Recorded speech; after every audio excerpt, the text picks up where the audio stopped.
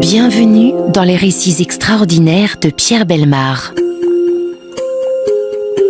Un podcast issu des archives d'Europe 1. Chers amis, c'est véritablement un dossier extraordinaire que nous allons ouvrir devant vous. Tellement extraordinaire même que si je ne vous précisais pas qu'il est consigné dans la Gazette des tribunaux, vous pourriez peut-être m'accuser de fabulation. Écoutez plutôt.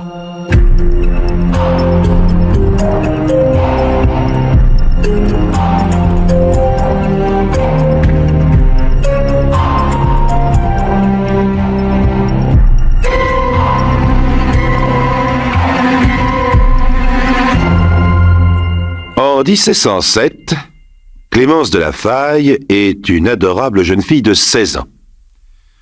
Fille unique d'un président au Parlement de Paris, elle est assez riche pour être épousée sans beauté et assez jolie pour être épousée sans dot. Oui, ça commence comme un conte de fées, vous allez voir.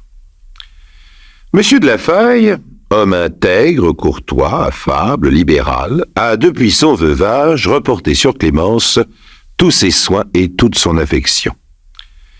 Elle en abuse un peu, Clémence. Elle a bien quelques caprices d'enfant gâté, mais qui pourrait résister, je vous le demande, à tant de grâce exquise et d'élégance naturelle? Pas son père en tout cas, et pas non plus le beau capitaine Georges de Garan. À cette époque, et dans ce milieu de notables toulousains, on se rencontre à l'église ou dans les réceptions officielles. Les premières œillades enflammées entre Clémence et Georges de Garan ont apparemment la bénédiction du Seigneur. Monsieur de La Faye voyage beaucoup. Clémence suit son père comme son ombre, et le beau capitaine obtient de changer de régiment pour suivre Clémence chaque fois qu'elle se déplace. Visiblement, leur amour est partagé, et quand Madame de Garan, mère, veuve d'un lieutenant général des armées du roi, vient demander pour son fils la main de Clémence, Monsieur de La Faye applaudit à ce mariage qui comble tout à la fois le cœur de sa fille et ses désirs de respectabilité sociale. Tout le monde est heureux. On discute de la date des fiançailles. Mais le dieu des armées n'agit pas toujours en parfaite concertation avec Cupidon.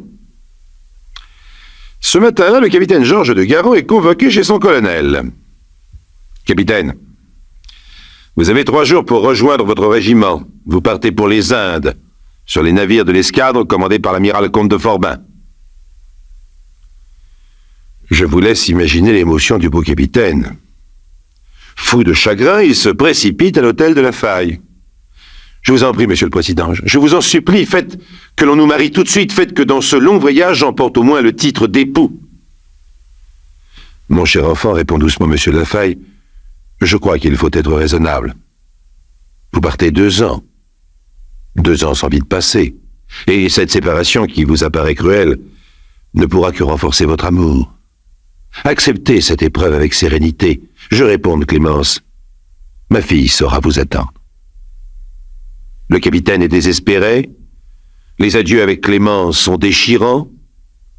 Georges, mon bien-aimé, s'écrie-t-elle, il me semble que si j'étais morte, vous n'auriez qu'à m'embrasser pour me rendre à la vie. 2 ans se passent.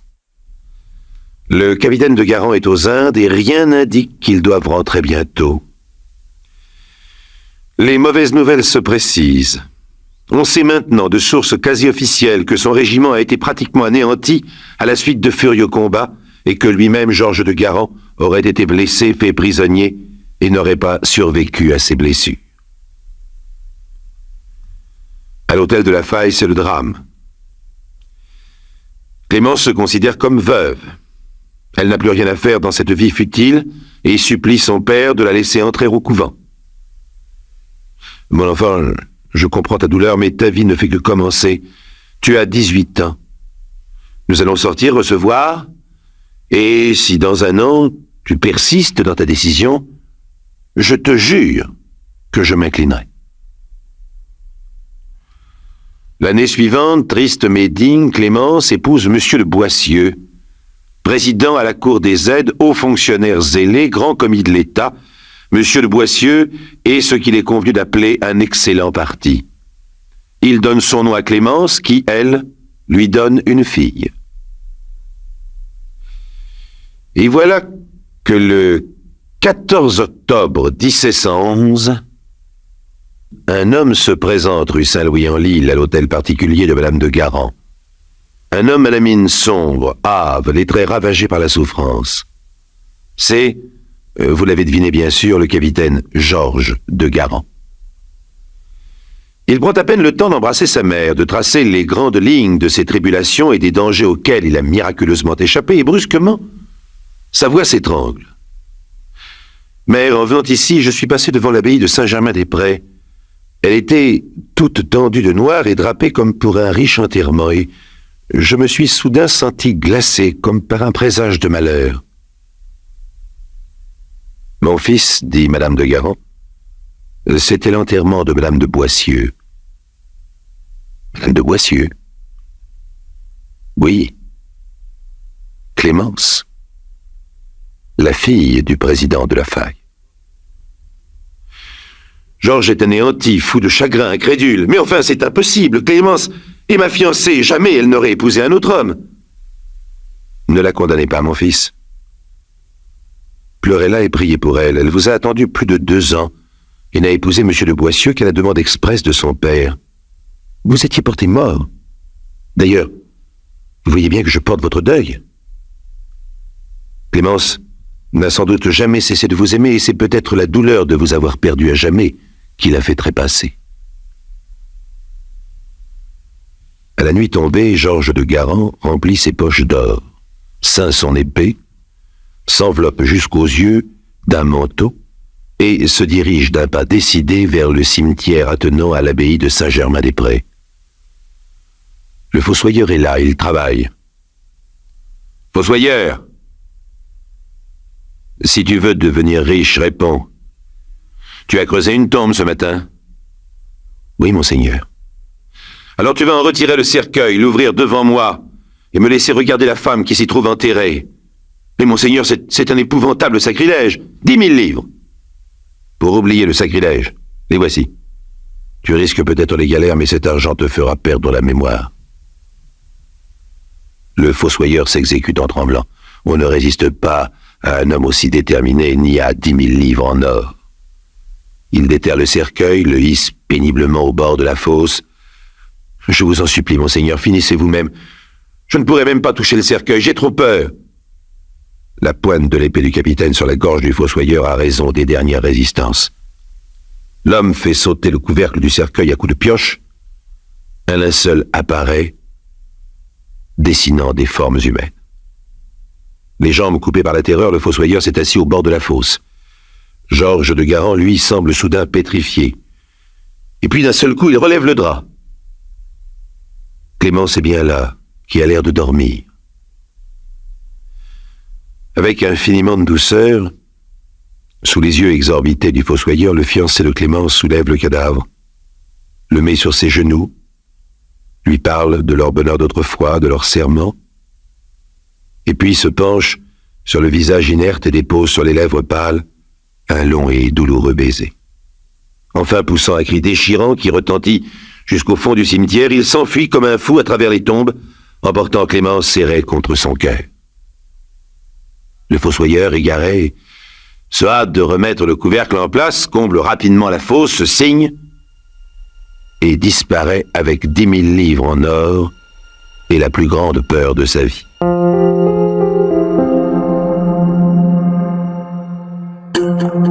Les récits extraordinaires de Pierre Bellemare, un podcast Europe 1. Le 14 octobre 1716, jour du 5e anniversaire de la mort de Madame de Boissieu, Monsieur de Boissieu vient se recueillir sur la tombe de son épouse. Un léger bruit lui fait lever la tête.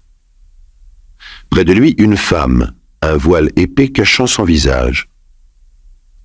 Le président de Boissieu croit devenir fou. Pourtant, il n'y a pas de doute. C'est Clémence. Clémence, est-ce possible? C'est toi? Dieu aurait-il fait un miracle? La femme se sauve en courant. Éperdu, Monsieur de Boissieu se lance à sa poursuite. Mais à l'instant précis où il va l'atteindre, elle s'engouffre dans une somptueuse voiture qui l'emporte au galop de chevaux magnifiques. Monsieur de Boissieu ne boit pas. C'est un homme sobre, raisonnable. Il ne peut pas avoir été victime d'une hallucination. Ordre de priorité, s'enquérir de l'identité du fossoyeur et de ce qu'il est devenu. Le fossoyeur. Il vit retiré en Normandie depuis 5 ans. 5 ans, justement, à la suite d'un héritage. Troublé, comme on peut l'imaginer, monsieur de Boissieu se fait recevoir par le lieutenant de police Voyer d'Argenson. Il raconte tout. Et les propos de cet homme raisonnable paraissent incohérents. D'Argenson dissimule un sourire. Voyons, mon cher président, vous êtes mon ami, mais je ne vous cache pas que cette histoire me paraît bien romanesque. Ce n'est pas moi qui vous apprendrai qu'il existe des ressemblances tout à fait extraordinaires, j'en demeure d'accord. Votre grand chagrin, encore tout récent, a pu contribuer à vous faire une erreur. Non, ne dites rien. Nous savons votre qualité, votre sérieux. Écoutez, je vais ordonner une enquête, je vous le promets. Et pour commencer, si vous m'y autorisez bien sûr, je vous propose l'ouverture et l'inspection de la sépulture. Dès le lendemain, en effet, d'Argenson lui-même, assisté de 2 conseillers du Châtelet, d'un commissaire et de 2 chirurgiens, se rend au cimetière de Saint-Germain-des-Prés. La tombe est dégagée, le cercueil ouvert, il est vide. On constate d'ailleurs qu'il était mal fermé et qu'il portait des traces de coups de pioche. À pas de doute pour le lieutenant Voyer d'Argenson, l'affaire est moins simple qu'elle n'en avait l'air. Quelques jours plus tard, il fait parvenir à M. de Boissieu la lettre suivante. « Mon cher président, la personne que vous avez rencontrée au cimetière près de la tombe de votre femme s'appelle Madame de Guaran. Elle est l'épouse de Georges de Guaran, major au régiment d'artillerie de la Fère. Leur mariage a été contracté aux Indes, à Pondichéry, dont Madame de Guaran est originaire, et les époux sont arrivés en France il y a 1 mois. 2 policiers se présentent en Normandie au dernier domicile connu du fossoyeur retiré. Il est mort depuis 2 ans. Et d'après sa femme et ses enfants, il n'avait jamais hérité de qui que ce soit. Ah, bien sûr, on s'était étonné qu'il ait 10 000 livres en or d'économie. Mais il y a des familles généreuses. Monsieur de Boissieu, de son côté, prend des renseignements sur Georges de Guaran. Il apprend qu'il avait quitté Paris précipitamment le lendemain des obsèques de Clémence, et sans même revoir sa mère. Il aurait gagné Brest en compagnie d'une femme voilée et souffrante, et se serait embarqué sur un navire de commerce. Alors qu'en sa qualité d'officier, il aurait dû prendre passage à bord d'un bâtiment de l'État. Décidément, tout concorde. Le président de Boissieu saisit la justice d'une plainte en enlèvement et demande au Parlement de Paris de prononcer la nullité du second mariage de mademoiselle Clémence de la Faye.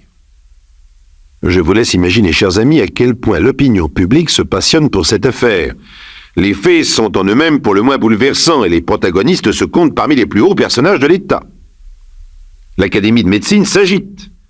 Des controverses s'élèvent sur la possibilité d'un sommeil léthargique et la durée limitée de ce sommeil.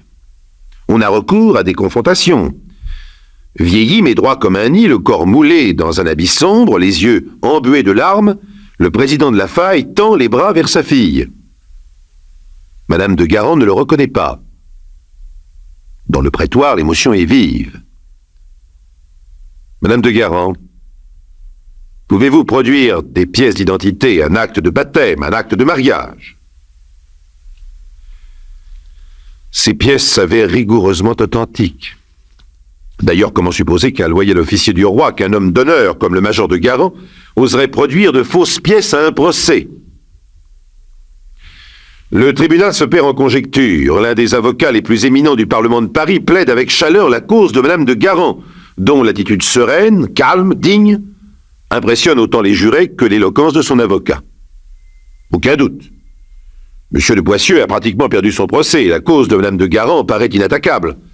La cour et le jury délibèrent pour la forme, et la jolie Clémence attend tranquillement le verdict qui terminera cette affaire. Soudain coup de théâtre. une petite fille de 5 à 6 ans traverse la salle du tribunal et se précipite sur Clémence. « Voulez-vous m'embrasser, maman ?» Stupéfaction dans la salle, on entendrait une mouche voler. Clémence s'effondre, tombe à genoux, serre sa fille sur son cœur en la couvrant à la fois de baisers et de larmes. Plus personne ne peut lier l'évidence. Madame de Boissieu et Madame de Guarrant ne sont bien qu'une seule et même personne. Devant une salle très émue, l'avocat de Clémence fait une dernière tentative pour sauver sa cliente. Il s'adresse cette fois à Monsieur de Boissieu. « Monsieur le Président, l'assistance sait que votre cœur est noble, que vos sentiments sont purs et votre droiture est reconnue en tout lieu. En cet instant solennellement grave, je vous adjure de ne pas reprendre à la tombe ce que vous lui avez donné. Laissez cette femme vivante à l'homme avec qui elle doit vivre. Cette existence que vous n'avez pas su conserver lui appartient. Vous n'avez droit qu'à un cadavre. » Fantastique plaidoirie, fantastique autant que vaine. Le verdict tombe, la cour annule le mariage de Madame de Guarrant et enjoint Clémence de Boissieu de regagner le domicile de son époux légitime, le président de Boissieu. Clémence a perdu sa belle sérénité. Elle est ravagée par la douleur, elle supplie, elle adjure, elle adresse une requête au régent, tout plutôt que de redevenir Madame de Boissieu, qu'on l'autorise au moins à se retirer dans un monastère de carmélites. Vaine tentative. Derniers atermoiements. Le jour du retour de Clémence à l'hôtel de Boissieu est fixé. Le président de Boissieu a organisé une grande réception. Tout le monde est là, les parents, les amis, le président de la Faille, les membres du Parlement. Tous se veulent heureux et tous sont tendus, crispés. Enfin, les portes du salon d'apparat s'ouvrent à 2 battants. Un laquais annonce « Madame de Boissieu ». Pâle, plus belle que jamais, paraît de sa robe de mariée, portant ses plus beaux bijoux, Clémence avance lentement vers son mari. Bouleversé, le président s'incline. « Clémence, je vous retrouve enfin. J'ai tant souffert. » Dans un grand silence, dans l'émotion générale, la voix de Clémence résonne, distincte. « Monsieur, mon avocat vous l'a dit. Vous n'aviez droit qu'à un cadavre. Je vous rapporte ce que vous avez perdu. » Et elle s'effondre. Morte. Le soir même, le major Georges de Guarrant succombait dans les bras de sa mère. Il s'était empoisonné. Cette incroyable histoire, chers amis, ne va pas s'arrêter là. Je vous ai prévenu tout à l'heure que son authenticité était cautionnée par la très officielle Gazette des tribunaux. Pour être plus précis, par les numéros des 1er et 2 janvier 1843 de la Gazette des tribunaux. Si vous avez vibré aujourd'hui en écoutant cette tragédie, vous imaginerez facilement à quel point elle a ému, bouleversé et troublé la France de l'époque. Or, coup de théâtre. Le 16 janvier 1843, Frédéric Soulier, un romancier populaire du XIXe siècle, accuse publiquement la Gazette des tribunaux de l'avoir plagié. Il écrit « La Gazette des tribunaux, qui remplit ses pages sérieuses et sincères du récit de tous les vols et crimes qui se commettent à Paris, a volé en toute conscience, écrit-il. C'était en 1833. Le rédacteur en chef de l'Europe littéraire m'écrit « Il me faut une nouvelle pour dimanche prochain. » Nous étions le vendredi, il y avait de quoi se gratter le front. Qu'importe, je gratte, et je retrouve parmi tous ces rêves de drames et de romans que j'avais entassés depuis 10 ans, l'histoire d'une jeune femme enterrée qu'un jeune homme qu'il a aimée retrouve vivante dans son cercueil. Il emporte celle qu'il croyait morte et l'épouse en un pays lointain, puis, revenu en France, retrouvé par le précédent mari, se voit intenté et perdre un procès car il n'est rien moins qu'un ravisseur. Je le répète, c'est une histoire née de mon imagination et la Gazette des tribunaux l'a publiée 10 ans plus tard en lui apportant sa caution d'authenticité. Ah, décidément, C'est un bien extraordinaire dossier. Clémence de la Faille s'apprête donc à mourir une troisième fois et la Gazette des Tribunaux va devoir publier dans ses colonnes son propre procès. Suprême honte, affreuse humiliation. La Gazette cherche fébrilement à organiser sa défense et, oh miracle, sauvé! Ses rédacteurs découvrent dans les archives littéraires une œuvre datant de 1809 et s'intitulant « Victorine d'Olmont ou le double mariage ». C'est encore une fois la tragique histoire de Clémence de la Faille. La Gazette des Tribunaux d'accusé devient accusatrice et Frédéric Soulier, l'auteur populaire de plagier, devient plagiaire. Le procès n'aura pas lieu, faute de plaideurs. Alors, Clémence de la Faille n'est-elle qu'un mythe? Saura-t-on jamais la véritable origine de cette aventure tragique? Toujours est-il que depuis près d'un siècle, le public s'émeut toujours de voir plus vrai que nature Georges de Guaran, ressuscité par un baiser, la douce et belle Clémence de la Faille.